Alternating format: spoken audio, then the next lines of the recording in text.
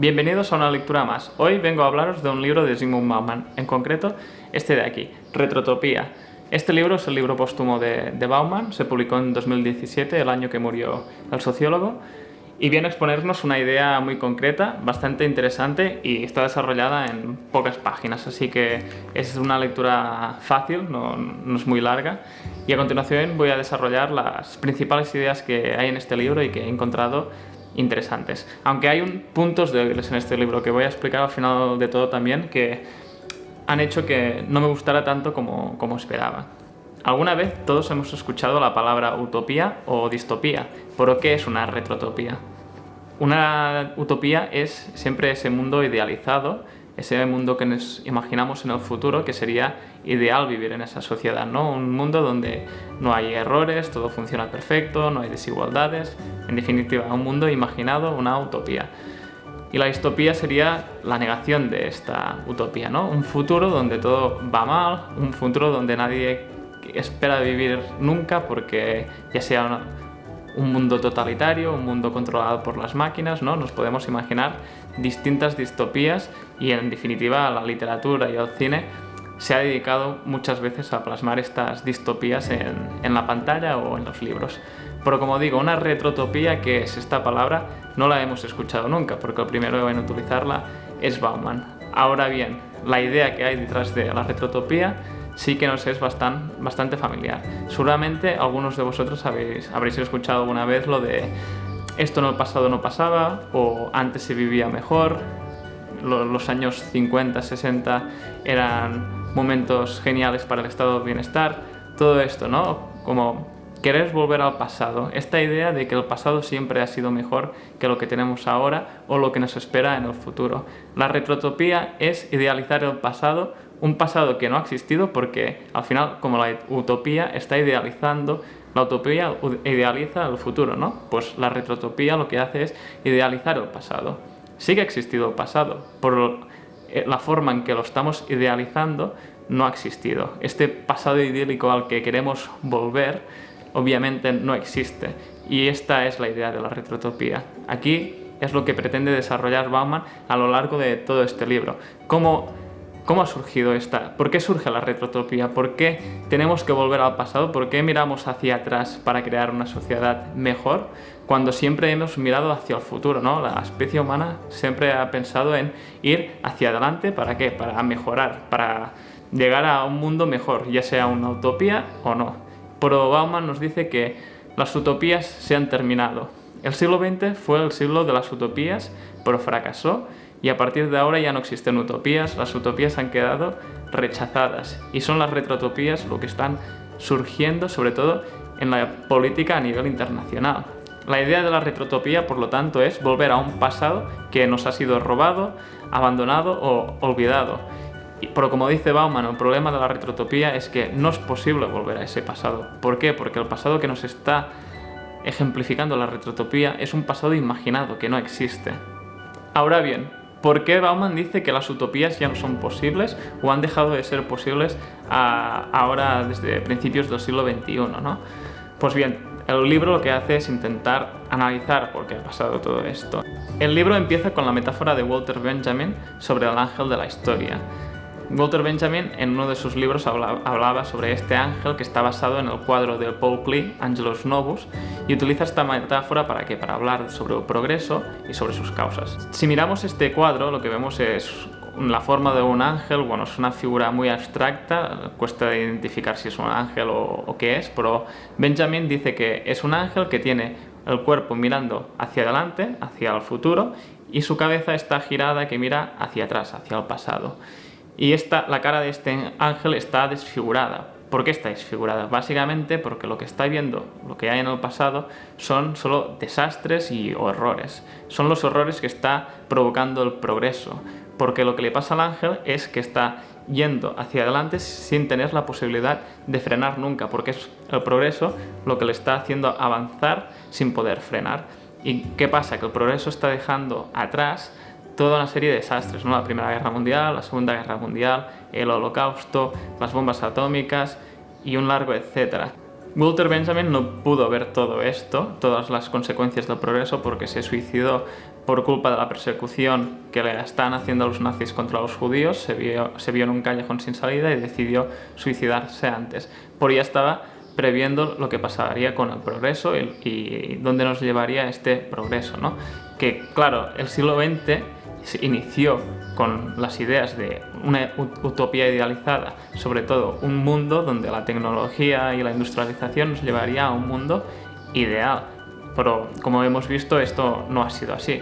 No fueron únicamente los liberales y los capitalistas los que prometieron un mundo ideal en el siglo XX, sino que también fueron otras ideologías, como por ejemplo el comunismo. En la Unión Soviética también se prometió un mundo donde el progreso, al cual se tenía que llegar por vías distintas al capitalismo, llevaría a una sociedad sin clases, igualitaria, con bienestar, donde todo el mundo podría vivir perfectamente sin tener que vivir injusticias que generaba el capitalismo, ¿no?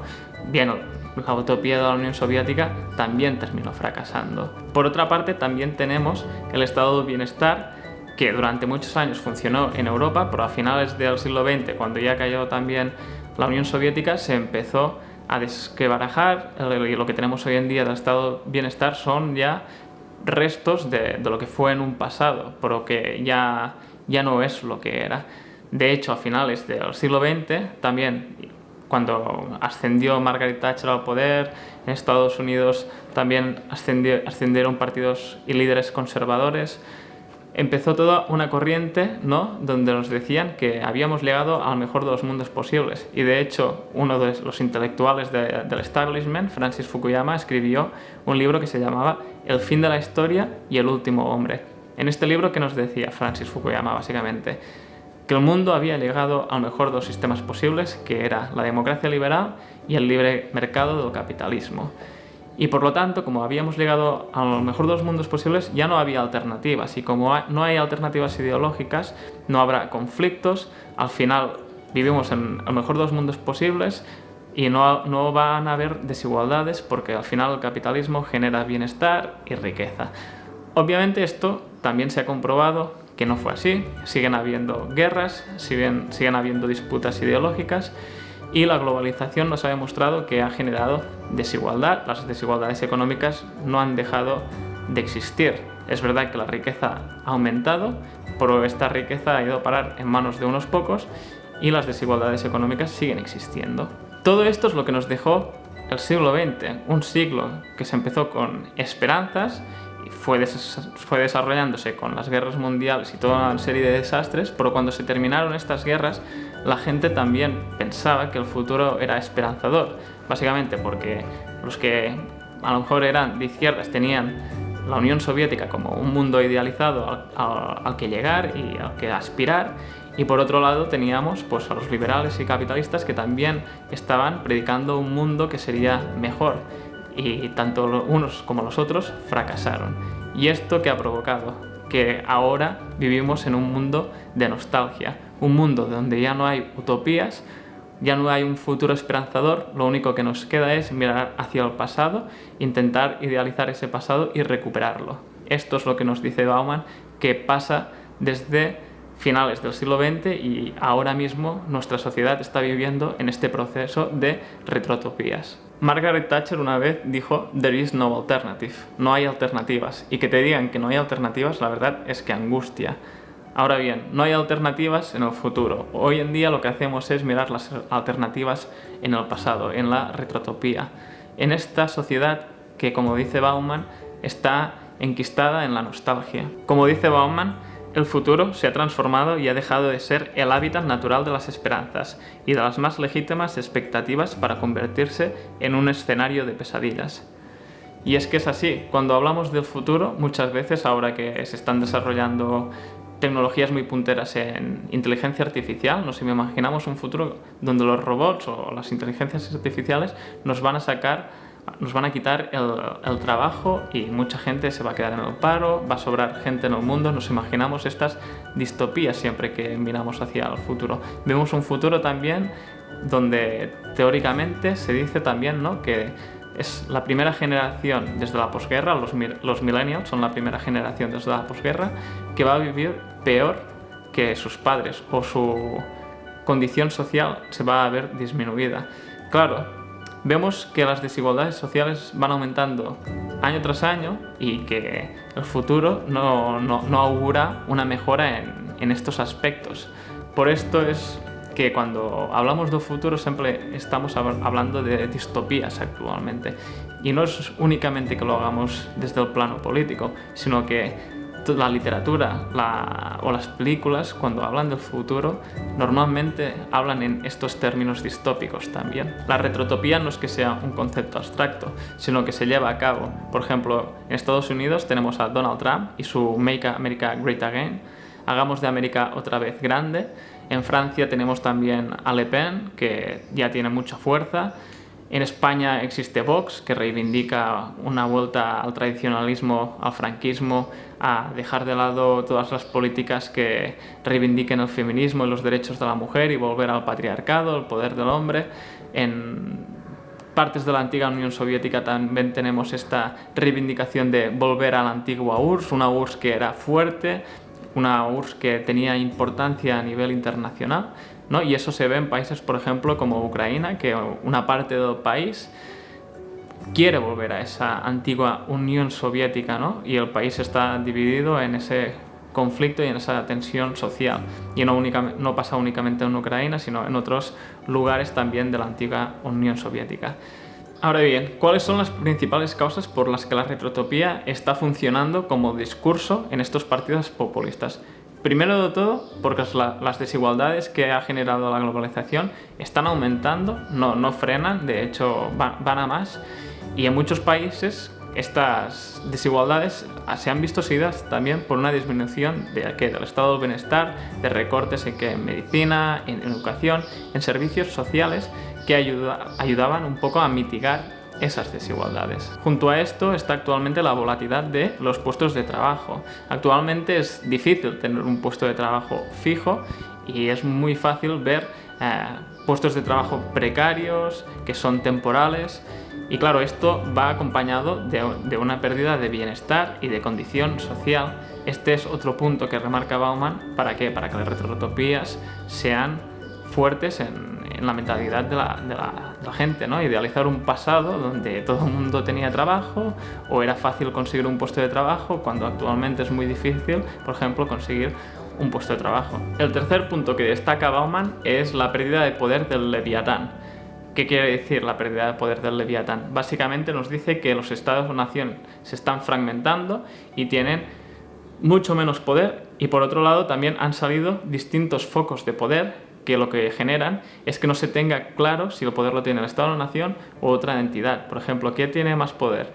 ¿España como Estado o Nación o la Unión Europea, el Fondo Monetario Internacional o el Banco Mundial? Este es otro de los problemas que ve Bauman en esta sociedad del siglo XXI. El cuarto punto es el paso de la comunidad al individuo o al individualismo. Bauman dice que en las utopías del siglo XX se pensaba en el bienestar del colectivo, ¿no? Imaginábamos siempre que había luchas sindicales, por ejemplo, se pensaba en la mejora del trabajador como colectivo dentro de la clase obrera, por ejemplo, ¿no? La lucha, pues, para conseguir unos mejores salarios. Por hoy en día esta conciencia de clases, si lo queremos decir así, ha desaparecido. Ya no existe una conciencia de clases, la gente piensa solo en su propio bienestar y la lucha para mejorar tu bienestar pasa a un nivel individual, ya no pasa por un nivel colectivo. Y esto a lo mejor lo podemos vincular con la pérdida que han tenido los sindicatos. Los sindicatos ya no juegan el papel que jugaban a principios del siglo XX, por ejemplo, dentro de la comunidad de la clase obrera para mejorar su condición social. Hoy en día los sindicatos juegan un papel casi residual.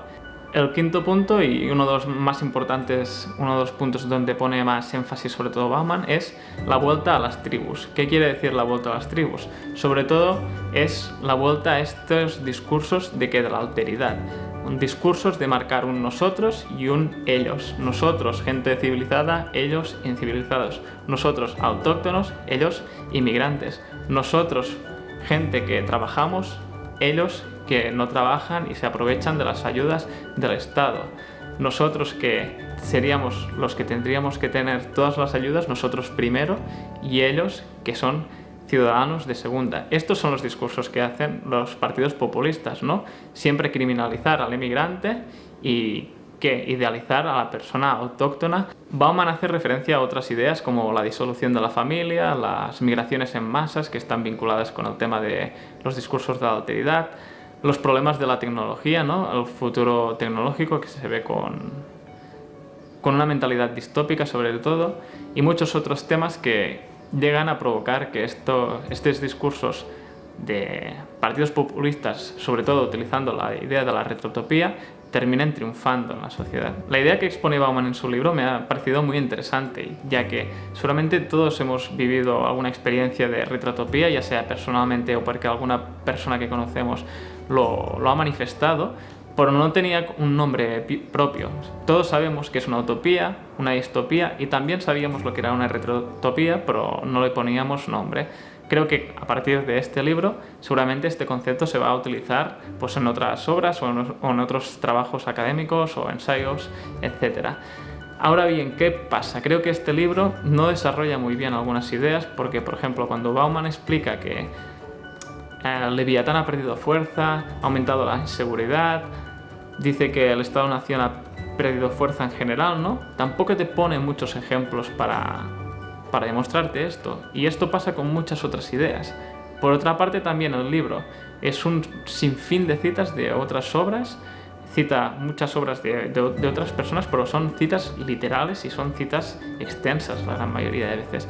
Y esto que genera, o por lo menos que me ha generado a mí, pues que llega un momento que me llego a perder de qué es lo que me está diciendo Bauman y qué es lo que me está diciendo otro autor. Ahora bien, viendo el panorama de la política internacional, yo creo que las ideas que quiere transmitir Bauman en este libro son muy pertinentes, sobre todo con la idea de la necesidad de terminar con las retrotopías, porque he visto reseñas de algunas personas que dicen que Bauman está defendiendo la necesidad de creer en la retrotopía, es decir, ya no podemos pensar en utopías y hay que intentar crear una sociedad mejor buscando en esas sociedades pasadas, mitificadas, un ejemplo de sociedad y recuperarlo. Porque Bauman no está diciendo nada de esto, o por lo menos es la sensación que tengo yo después de haber leído este libro. Bauman cree que la retrotopía es un monstruo que hay que evitar, no hay que intentar creer en estos partidos populistas que están utilizando la retrotopía como discurso político. De hecho, Bauman cree en la necesidad de volver a creer en utopías, en la necesidad de pensar en un futuro mejor, intentar pensar en una sociedad que pueda ser mejor que la que tenemos actualmente. Y de hecho yo creo que este libro es una oda a las utopías, la necesidad de volver a crear en estas utopías en las que hemos dejado de creer. Y de hecho creo que esto queda muy claro cuando defiende la idea de la renta básica universal, cuando dice que es la única utopía realista en la que tenemos opción de creer hoy en día, y dice que ve la renta básica como la opción para enterrar estas retrotopías que están surgiendo actualmente. ¿Para qué sirve la utopía? Y él respondió de la mejor manera. Yo nunca escuché una respuesta mejor. Él dijo que esa pregunta él se la hacía todos los días. ¿Para qué servía la utopía? Si es que la utopía servía para algo. Dijo, porque fíjense ustedes que la utopía está en el horizonte. Y si está en el horizonte yo nunca la voy a alcanzar. Porque si camino 10 pasos, la utopía se va a alejar 10 pasos. Y si camino 20 pasos, la utopía se va a colocar 20 pasos más allá. O sea que yo sé que jamás, nunca la alcanzaré. ¿Para qué sirve? Para eso, para caminar.